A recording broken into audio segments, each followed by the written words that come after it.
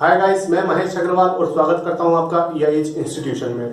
Guys, EIH institution में अभी अपन linear algebra पढ़ रहे हैं। लीनियर अलजेब्रा के साथ ही अपनी ग्रुप थ्योरी चल रही है। मैंने ग्रुप थ्योरी पर लेक्चर्स डाले हुए हैं और उनके लिए मैंने नीचे डिस्क्रिप्शन में प्लेलिस्ट का लिंक दिया हुआ है। आप उस लिंक पर क्लिक कीजिए ताकि आप ग्रुप थ्योरी तक पहुंच जाए और वहां पर सारे वीडियोस आप देखिए। मैंने ग्रुप थ्योरी पूरी कंप्लीट की है और थोड़े बहुत जो लेक्चर बचे हुए हैं वो लेक्चर पर डे आ रहे हैं। ग्रुप थ्योरी जिस तरह से मेरे रेगुलर एक हर दिन आते हैं लेक्चर, इसी तरह से मेरे पास लीनियर अलजेब्रा के भी हर दिन लेक्चर आपको अपलोड होंगे। आपके पास लीनियर अलजेब्रा के हर दिन लेक्चर मिलते जाएंगे ताकि आपकी एजुकेशन अच्छे से हो, आप अच्छे से स्टडी कर पाए। ग्रुप थ्योरी में जिस तरह से मैंने आपको हर एक चीज, छोटी से छोटी चीज समझाई है बिल्कुल डीपली, इसी तरह से लीनियर अलजेब्रा में विद प्रॉब्लम्स, हम बहुत सारे यहाँ पे प्रॉब्लम्स करने वाले, तो विद प्रॉब्लम्स आपको हर एक छोटी से छोटी चीज समझाई जाएगी। तो बढ़ते अपन लेक्चर्स की तरफ और चैनल को सब्सक्राइब कीजिए और वीडियो को लाइक कीजिए और इसे अपने फ्रेंड्स के साथ भी शेयर कीजिए ताकि उन्हें भी इस चैनल का और इस कोर्स का बेनिफिट मिल सके। तो बढ़ते लेक्चर की तरफ।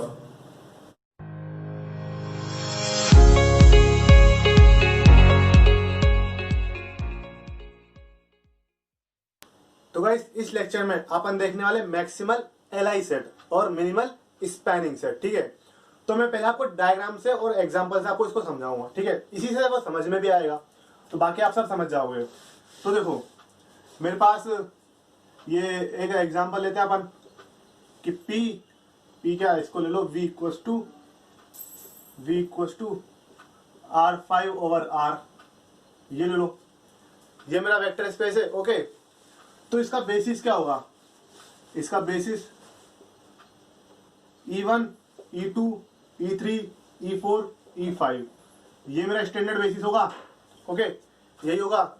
अब जब इसकी डायमेंशन क्या है, डायमेंशन ऑफ V कितनी है इसकी? 5 है। ओके, डायमेंशन ऑफ V मेरी 5 है, यानी कि मेरा कोई भी सबसेट S, कोई भी मेरा सबसेट है S V का, उसमें अगर मेरे S की कार्डिनलिटी 5 से ज्यादा हुई तो वो मेरा Li लीनियरली इंडिपेंडेंट नहीं होगा। क्योंकि उल्टा सोचो, अब थोड़ा उल्टा सोचो कि मान लो अगर लीनियरली इंडिपेंडेंट हुआ तो इसका मतलब क्या हुआ? मान लो 5 से बड़ा कौन है? 6 है बड़ा, तो मान लो 6 एलिमेंट से जो कि Li है, ठीक है, करस्पॉन्डिंग टू ईच अदर, वो Li है। ओके, तो फिर बेसिस में कितने एलिमेंट हुए? 6 एलिमेंट हो गए, जबकि डायमेंशन ही कितनी है? 5, तो डायमेंशन से ज्यादा तो Li एलिमेंट हो नहीं सकते। ठीक है, तो इसमें 5 से ज्यादा एलिमेंट नहीं हो सकते। तो है ना, मेरे पास देखो जो S सबसेट है, S मेरा जो सबसेट है, इसमें मान लो S में मैंने एक ले लिया E1, E2, ये मेरा Li है, लेकिन क्या ये R5 का बेसिस है? नहीं है। S में मैंने ले लिया E1, E2, E3, एक मैंने ये ले लिया कि भाई 1 1 1 1 1, ये मैंने ले लिया। डायमेंशन पे मत सोचो भी, ठीक है, डायमेंशन पे मत सोचना। आप इधर देखो कि ये जो मैंने S लिया है, क्या ये Li है? ठीक है, चलो Li तो है, ये क्या है? Li तो मेरा है, इसको आप चेक भी कर लेना। अब नेक्स्ट चीज, क्या ये मेरा S V R5 का बेसिस है क्या? नहीं है, ये मेरा बेसिस नहीं है। S E1, E2, E3, E4, E5, या तो ये ले लो, ये मैंने ऊपर लिखा हुआ है तो आप डायरेक्ट बोल ही दोगे। S मैंने लिया कि भाई 1 0 0 0 0, 1 1 0 0 0 0, या फिर इसको थोड़ा आप चेंज कर लेते हैं, 1 2 0 0 0, 1 2 3 0 0, 1 2 3 4 0, 1 2 3 4 5। ठीक है, ये टपल्स में है तो कॉमास लगाना ना भूलें हम। ठीक है, कॉमास आप लगाते रहें। तो ये लग गए मेरे कॉमास। ओके, तो ये देखो, ये S, क्या ये मेरा Li है? ऑफ कोर्स ये मेरा Li है। ये क्या है? मेरा Li है। क्या ये मेरा बेसिस बन सकता है R5 और R का? डायमेंशन कितनी है? 5 है, Li है, ऑफ कोर्स ये मेरा बेसिस बनेगा।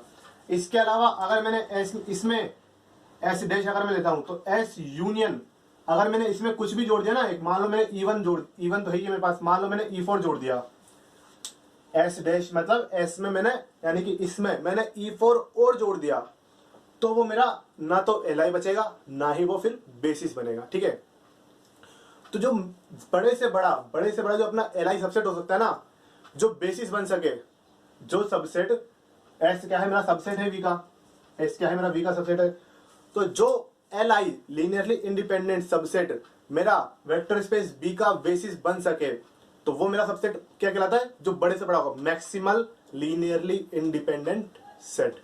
ठीक है, maximal linearly independent set. Okay, अगला, तो ये मैक्सिमल को आप समझ गए होंगे। अभी मैं बता दूं मिनिमल स्पैनिंग सेट।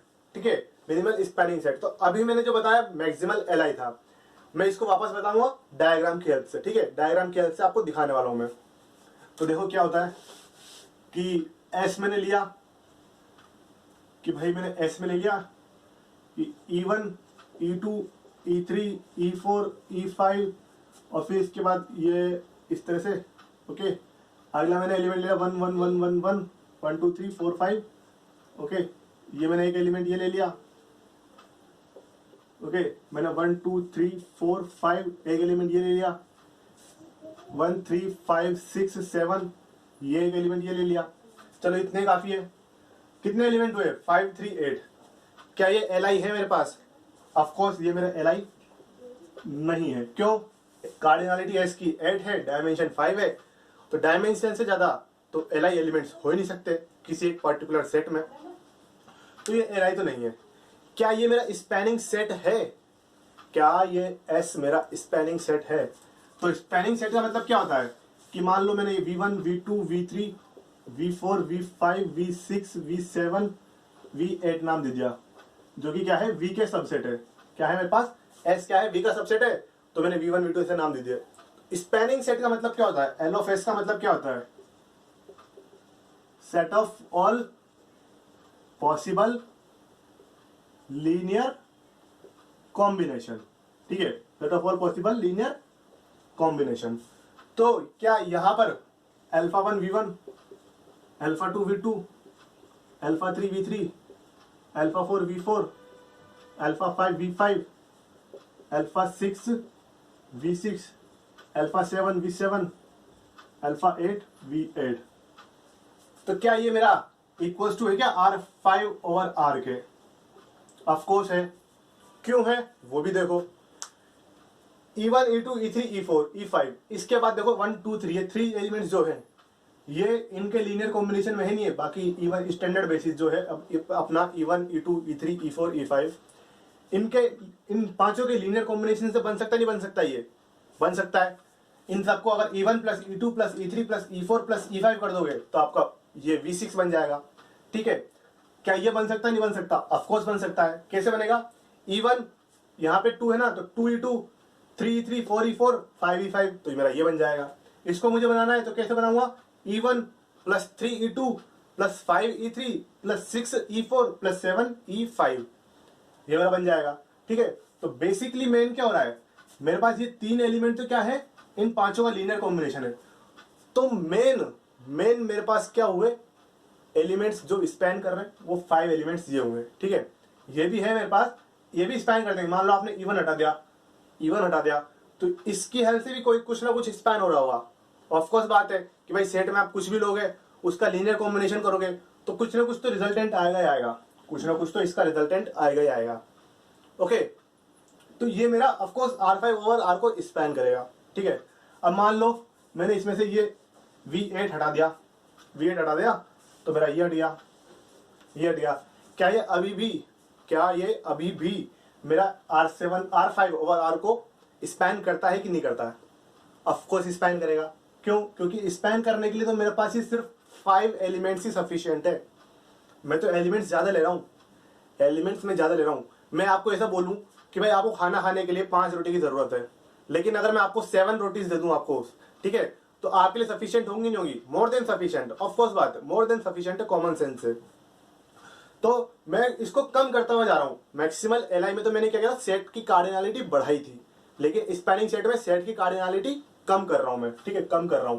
तो देखो इसी तरह अगर मैं V7 को बैठा दूंगा, V6 को बैठा दूंगा, तब भी मेरा ये पूरा का पूरा R5 ओवर R जनरेट हो जाएगा। R5 ओवर R मेरा जनरेट हो जाएगा। लेकिन जैसे ही मैंने E5 जैसे ही मैंने हटाया तो मेरे पास ये हट जाएगा, मेरे पास ये हट जाएगा। ठीक है, R5 ओवर R में किस तरह का एलिमेंट आता है मेरे पास? ये आता है मेरे पास A1, A2, A3, A4, A5, और जहां पे 4 ऑल AI कहां से होते हैं? R से होते हैं। ओके, अब मान लो मुझे चेक करना है कि मेरे पास ये 4 है, E1, E2, E3, E4, मेरे पास ये एलिमेंट है, 4 एलिमेंट। मुझे चेक करना है कि क्या इनसे मेरा V जनरेट हो रहा है कि नहीं। तो चेक करो कैसे होगा। तो इसका आंसर क्या बनेगा? α1, α2, α3, α4, 0। ये बनेगा इसका टपल। ठीक है, टपल यही बनेगा इसका। तो देखो यहाँ पे 5th एंट्री तो हमेशा इसको इंग्लिश में कर लो, कोई बात नहीं, ऑलवेज जीरो रहेगी ये। ओके, ऑलवेज जीरो रहेगी ये। लेकिन R5 ओवर R में हमेशा जीरो होना जरूरी है क्या? मेरे पास तो R5 ओवर R में 1 2 3 4 5 ये एलिमेंट भी लाई करता है, करता नहीं करता? इसमें ऑफ कोर्स बातें करता है, लेकिन इसके अकॉर्डिंग तो क्या बोल रहा है कि बाकी सबका तो ठीक है, बाकी सबका ठीक है। मेरे पास ये जो अल्फा आइज है मेरे पास, ये R से है, कुछ भी हो सकता है। तो बाकी 4 एलिमेंट्स का, इन 4 एलिमेंट्स का ठीक है, बट 5th एलिमेंट मेरे पास जीरो होना चाहिए। ये डेफिनेशन मेरे पास ये बोल रही है।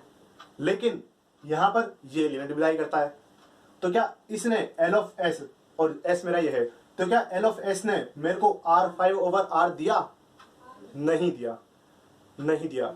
इसका मतलब कि ये मेरे को मिनिमम इतना चाहिए मेरे को, तब मैं R5 ओवर R दे पाऊंगा। इसके आगे अगर मैं एलिमेंट बढ़ा दूंगा तब भी मैं दे पाऊंगा, लेकिन अगर मैंने इनमें से एक भी हटा दिया ना तो मैं R5 ओवर R नहीं दे पाऊंगा। तो सेम आपने समझा होगा, नोटिस किया होगा कि बिल्कुल मैक्सिमल LI से उल्टा है। मैक्सिमल LI में क्या था कि आपने अगर एक भी LI एलिमेंट हटा लिया तो अपने को वेक्टर स्पेस V नहीं मिलेगा। अपना मेन टारगेट क्या है? मेन टारगेट समझो, अपना मेन टारगेट है कि अपने को वेक्टर स्पेस V मिल जाना चाहिए, सीधी सी बात।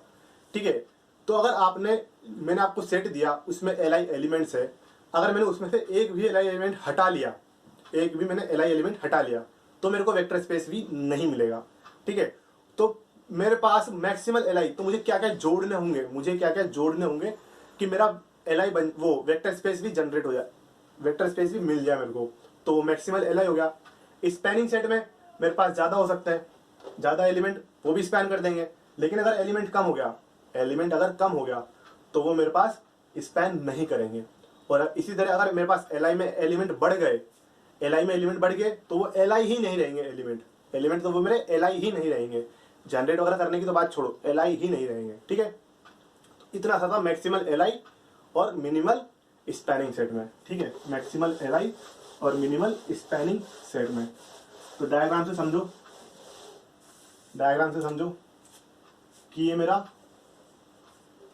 क्या है? मेरा basis of vector space. Okay, basis of vector space. यहां पर क्या है मेरा? यहां पर है मेरा LI सेट। ठीक है, और ऊपर क्या है मेरा? Spanning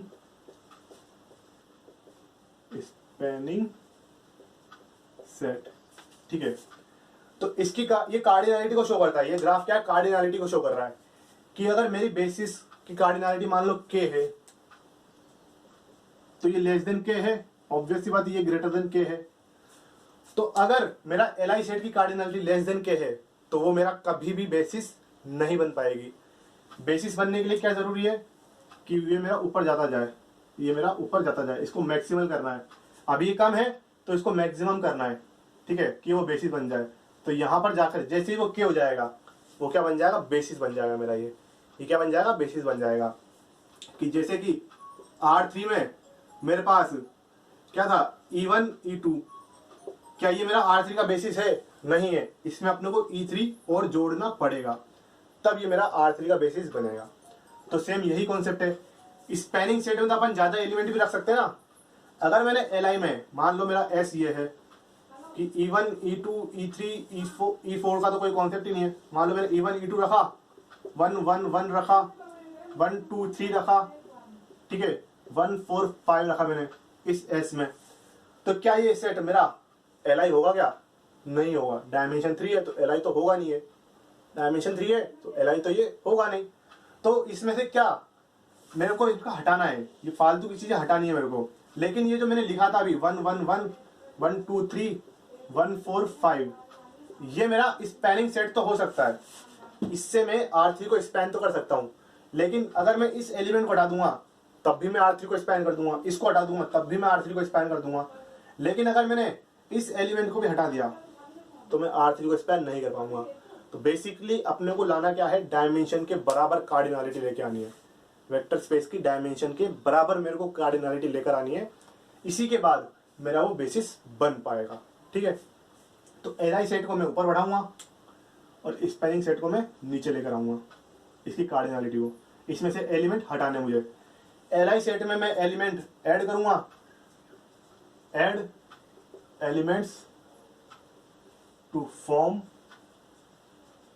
a basis, okay, to form a basis, और इधर deduct elements to form basis, okay, to form basis.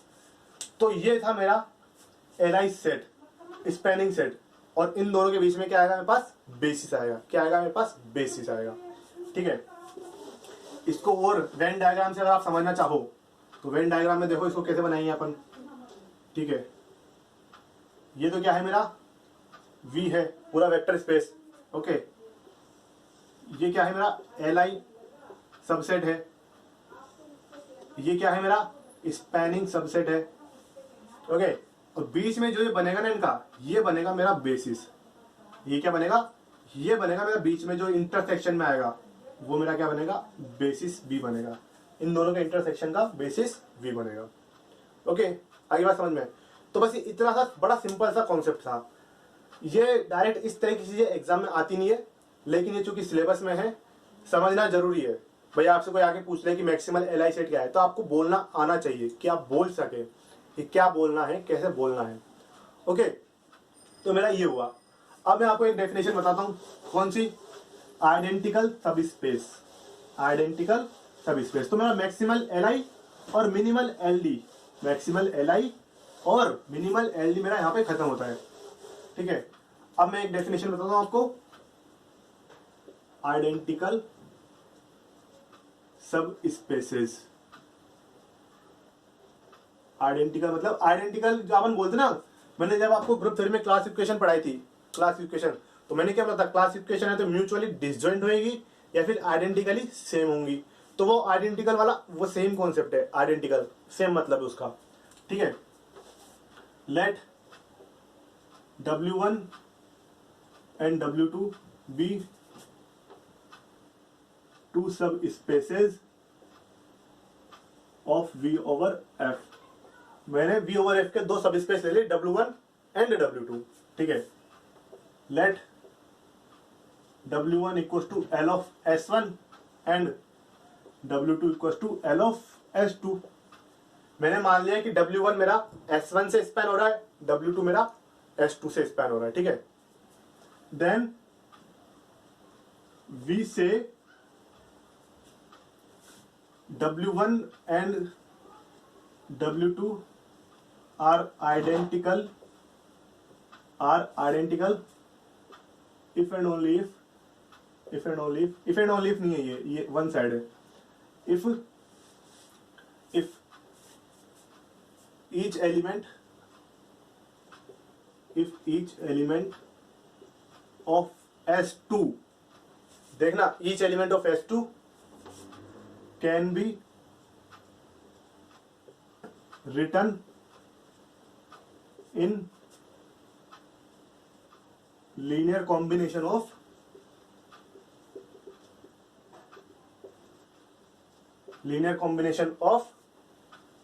elements of S1 and similarly जैसे अपन ने S2 के एलिमेंट्स को लिखा ना, S2 के एलिमेंट्स को क्या लिखा, S1 के एलिमेंट्स के लीनियर कॉम्बिनेशन में लिखा, ठीक है। तो similarly each element of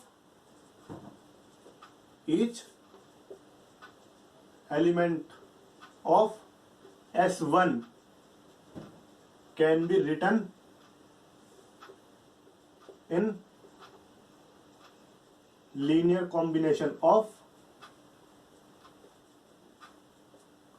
elements of S2। तो ये दोनों चीज मेरे को एक साथ होनी चाहिए ये, ठीक है। ये दोनों चीज क्या कि भाई S2 का हर एलिमेंट मेरे पास S1 के लीनियर कॉम्बिनेशन में होना चाहिए, ठीक है, और S1 का भी हर एलिमेंट S2 के लीनियर कॉम्बिनेशन में होना चाहिए।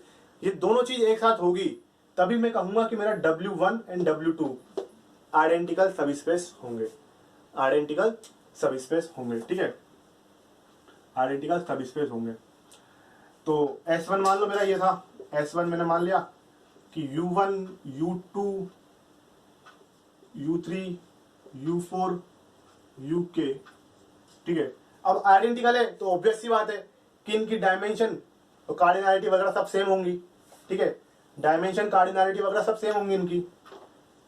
S2 में मैंने मान लिया V1 V2 V3 V4 VK, ठीक है। Then for all UI element of S1, UI element of S1, UI is in linear combination of alpha I Vi, I equals to 1 to K.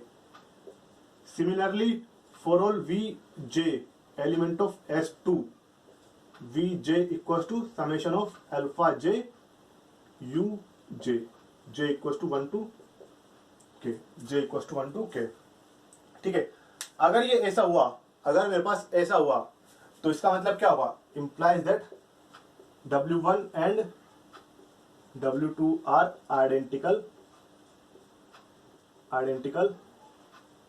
subspaces, okay, identical subspaces, इस तरह का हुआ। Example अगर आप लेना चाहो तो सबसे सिंपल एग्जाम्पल कौन सा हो सकता है, सबसे सिंपल एग्जाम्पल मैंने R2 ओवर R में ले लिया, ठीक है, R2 ओवर R में मैंने ले लिया, सबसे सिंपलेस्ट एग्जाम्पल जो हो सकता है ये V equals to R2 over R, ठीक है। W1 ले लिया मैंने x, 0, ठीक है, x एलिमेंट ऑफ R, ठीक है, एंड W2 मैंने ले लिया 2x, 0, x element of R, ये मैंने ले लिया। तो इसके लिए स्पैनिंग सेट क्या हो जाएगा, S1 के लिए स्पैनिंग सेट 1, 0 और S2 के लिए 2, 0, ये हो जाएगा स्पैनिंग सेट। स्पैनिंग सेट इसका ये हो जाएगा। मैंने एक एक एलिमेंट्स का लिया है, लेकिन आप मेथड को समझो, आप कॉन्सेप्ट को समझो। तो S1 का एलिमेंट मैं इसके लीनियर कॉम्बिनेशन में लिख सकता नहीं लिख सकता, ऑफ कोर्स लिख सकता हूं।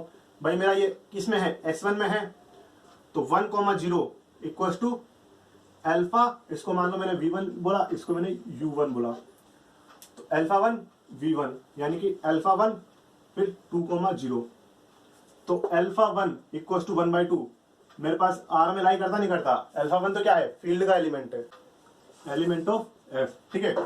तो मैं इसमें ऐसा कर सकता हूं कि मेरा 1, 0 क्या होगा 1/2 2, 0, देख लो दोनों लीनियर कॉम्बिनेशन में बन रहे नहीं बन रहे। तो इसका मतलब क्या हुआ कि मेरा W1 एंड W2 दोनों क्या है, आइडेंटिकल सबस्पेसेस है। क्या है मेरे पास, आइडेंटिकल सबस्पेसेस। तो मेरा आइडेंटिकल सबस्पेस हुआ। अब अपना लास्ट टॉपिक है रो स्पेस और कॉलम स्पेस, ठीक है, रो स्पेस और कॉलम स्पेस। हालांकि रो स्पेस और कॉलम स्पेस का थोड़ा सा कॉन्सेप्ट आगे आता है लीनियर ट्रांसफॉर्मेशन में जब मैट्रिक्स पढ़ते हैं, लेकिन ये थोड़ा वेक्टर स्पेस का भी कॉन्सेप्ट है, तो मैं आपको यहाँ पर थोड़ा बता रहा हूँ, थोड़ा यहाँ पर बता रहा हूँ, थोड़ा लीनियर ट्रांसफॉर्मेशन बताएंगे, ठीक है। तो यहाँ पे 2 मिनट का टॉपिक है रो स्पेस, इसके बाद अपना वेक्टर स्पेस पूरा खत्म हो जाएगा। नेक्स्ट लेक्चर में मैं आपके लिए कुछ इंटरसेक्शन और प्लस वाले यानी कि एडिशन वाले, सम वाले, उन पर कुछ क्वेश्चन लेके आऊंगा, ठीक है। तो देखो row space column space, row space और कॉलम स्पेस, ठीक है, row space and column space. तो ये क्या होता है, देखो अपने पास कोई भी मैट्रिक्स होती है ए, ठीक है, कितने बाई कितने की, m क्रॉस n की, m क्रॉस n की। तो कैसे एलिमेंट होंगे, a11 a12 चलता चलता a1n a1n, भाई n कॉलम से, ठीक है, तो इस तरह से बनेगी। अगली a21 a22 a2n, ऐसे चलते चलते am1 am2 amn। ये मेरे पास मैट्रिक्स होगी, ठीक है, यही मेरे पास मैट्रिक्स होगी m क्रॉस n में। तो रो स्पेस मतलब क्या है, रो, इसको मैं आर से शो कर रहा हूं, ओके। तो यानी कि ये टपल्स में कर दो इसको, जो भी रो है ना सभी रो को टपल में लिख दो, a11 a12 a13 a14 a1n। ये मेरे पास एक एलिमेंट हो गया, ठीक है, ये मेरे पास आर का एक एलिमेंट हो गया। अगला a21 a22 a23 a2n, ठीक है। इस तरह से जो मेरे पास रो में एलिमेंट्स आ रहे हैं ना, उन एलिमेंट्स को आप क्या करो, बस टपल में लिख दो, ओके। तो इसको मैंने लिखा टपल में, इसको लिखा, ऐसे चलते चलते सभी को टपल में लिख दो, सभी को टपल में लिख दो, am1 am2 amn, ठीक है। तो ये मेरा रो स्पेस है, ये क्या है, मेरा रो स्पेस है। कैसे, इसमें देखो टपल में कितने एलिमेंट है, 1 2 3 4 अप टू n, कितने एलिमेंट है, n एलिमेंट है, ठीक है, n एलिमेंट है। इसका मतलब क्या है कि मेरा r सबसेट होगा rn का, r मेरा किसका सबसेट होगा, rn का। कॉलम्स कितने थे, n कॉलम्स थे ना, तो r मेरा क्या है, rn का सबसेट होगा। अब सबसेट है, ठीक है, इनके लीनियर कॉम्बिनेशन से आप L ऑफ r निकाल सकते हो। तो ये वाला r है ना, ये स्क्रिप्ट r, ये तो सेट ऑफ रियल नंबर्स है, ये रो स्पेस वाला है, ठीक है, ये रो स्पेस वाला है। तो L ऑफ r आप निकाल लोगे, ओके। तो ये क्या बनेगा मेरे पास, ये मेरे पास सब स्पेस बन जाएगा ऑफ v, सब स्पेस ऑफ v बन जाएगा, वेक्टर स्पेस होगा, उसके कॉरेस्पॉन्डिंग तो मैट्रिक्स होगी ना, तो सब स्पेस ऑफ v बन जाएगा। v बन जाएगा तो इसकी डायमेंशन निकालोगे, नहीं निकालोगे, तो dimension of L of r क्या हो गया मेरे पास, डायमेंशन ऑफ, ऊपर लिख लो इसको अच्छे से, dimension of L of r क्या हो गया मेरे पास, डायमेंशन ऑफ रो स्पेस। कोई आपसे पूछे ना रो स्पेस की डायमेंशन क्या है, तो वो dimension of L of r होगी, ठीक है, L ऑफ r होगी। अब देखो r क्या है, मेरा Rn का सबसेट है। इसका मतलब क्या हुआ कि रो स्पेस की डायमेंशन मेरी less than equal to n होगी, less than equal to n होगी। और डायमेंशन कैसे निकालते हो, आपको पता ही है कि भाई मेरे पास ये एलिमेंट्स है, इनमें से देख लो जितने मेरे पास Li है, इनमें से मेरे पास जितने Li है वही मेरी क्या आ जाएगी, डायमेंशन आ जाएगी। क्योंकि स्पैन तो आप कर ही रहे हो, स्पैन तो आप इस R का कर ही रहे हो, बस Li एलिमेंट और देख लो, तो जितने Li एलिमेंट होंगे वो मेरी क्या होगी, रो स्पेस की डायमेंशन हो जाएगी। तो same concept, same to same concept मेरा किसके लिए है, कॉलम स्पेस के लिए। किसके लिए, कॉलम स्पेस के लिए। तो मैंने यहाँ पे रो को लिया था, अब मैं कॉलम्स को लूंगा, ठीक है, कॉलम्स को लूंगा। तो ये चीज आप समझ ही होंगे। तो कॉलम के लिए देखो ये R था तो मैंने इसको C से शो कर दिया। तो किस तरह के एलिमेंट आएंगे, A11 A21 A31 AN1, okay, A11 A21 A31, last element कौन सा है कॉलम में, AM1, तो AM1 ही आएगा, ठीक है। अगला कॉलम उठाओ, ऐसे ही जमा दो, A12 A22 A32 AM2, ठीक है। अगर दिख नहीं रहा हो तो मैं इसको थोड़ा नीचे लिख देता हूँ, ठीक है। तो ये हटा रहा हूँ मैं, ठीक है, ये वाला पूरा हटा रहा हूँ मैं, ये तो समझा ही चुका हूँ मैं आपको, ठीक है। तो C वाला मेरा क्या होगा, A11 A21 ध्यान रखना लिखते टाइम पे, ओके, A21 A31 AM1, इस तरह का मेरे पास एलिमेंट होगा कॉलम स्पेस में। अगला क्या होगा, अगला कॉलम देखो, A12 A22 A32 AM2, इसी तरह से आगे चलते चलते कौन सा बनेगा मेरे पास, A1n A2n AMn, ये बनेगा मेरे पास। कितना बनेगा, ये बनेगा। तो देखो कितने एलिमेंट्स है इसमें, टपल में कितने एलिमेंट है, 1 2 3, कितने एलिमेंट है, m एलिमेंट है। कितने एलिमेंट है, m एलिमेंट है। इसका मतलब क्या हुआ कि मेरा C है वो किसका, RM का सबसेट है। क्या है C मेरा, RM का सबसेट है। वहां पर किसका था, Rn का, रो स्पेस किसका, Rn का सबसेट था, बट कॉलम स्पेस किसका है, Rm का सबसेट है। तो इसको याद रखने की जरूरत नहीं है, डायरेक्ट बना के देख लो, डायरेक्ट बना के देख लो, कर सकते हो, इजी सा टास्क है। अच्छा, C की कार्डिनलिटी कितनी होगी, C की कार्डिनलिटी कितनी होगी, तो देखो ये मेरे पास 1, ठीक है, ये मेरे पास 2, इस तरह से, ये क्या first column, second column, third column, ठीक है। तो इस तरह से कितनी कार्डिनलिटी हुई, 1 2 3 4, कितनी कार्डिनलिटी होगी, n cardinality. Cardinality of C कितनी है मेरे पास, n है, ठीक है। कितनी है मेरे पास कार्डिनलिटी ऑफ C, n, और कार्डिनलिटी ऑफ R कितनी है मेरे पास, m, रो स्पेस की कार्डिनलिटी। ओके, तो dimension of L of C, वापस से वही, L ऑफ C मेरा सब स्पेस बनेगा V का, L ऑफ C मेरा सब स्पेस बनेगा V का। तो dimension of L of C मेरे पास क्या होगी, डायमेंशन ऑफ कॉलम स्पेस। अपन ने कॉलम्स को उठाया ना, तो इसलिए डायमेंशन ऑफ कॉलम स्पेस। अब देखो कॉलम स्पेस किसका सबसेट है, RM का, किसका सबसेट है, RM का। तो ये किसके लेस देन होगी, डायमेंशन ऑफ कॉलम स्पेस या तो हाईएस्ट M होगी या फिर M से कम ही होगी, M से हमेशा कम ही होगी, ठीक है। तो ये मेरा इतना था। तो ये मैट्रिक्स वाला है, अभी इसके डायमेंशन तो आप इस तरह से निकालोगे। अगला मैं लीनियर ट्रांसफॉर्मेशन में मैट्रिक्स बताऊंगा, उसमें रैंक, नलिटी, ये वाला कॉन्सेप्ट आएगा, तो वहां पर और शॉर्ट हो जाएगा क्वेश्चन को करने का। Dimension of column space, dimension of row space, ऐसे निकालने का तरीका और शॉर्ट हो जाएगा, ठीक है। यहाँ पर तो आपको चेक करना पड़ेगा कि भाई कितने Li एलिमेंट है, ये सब चेक करना पड़ेगा, लेकिन वहां पर ये भी चेक नहीं करना पड़ेगा, ठीक है।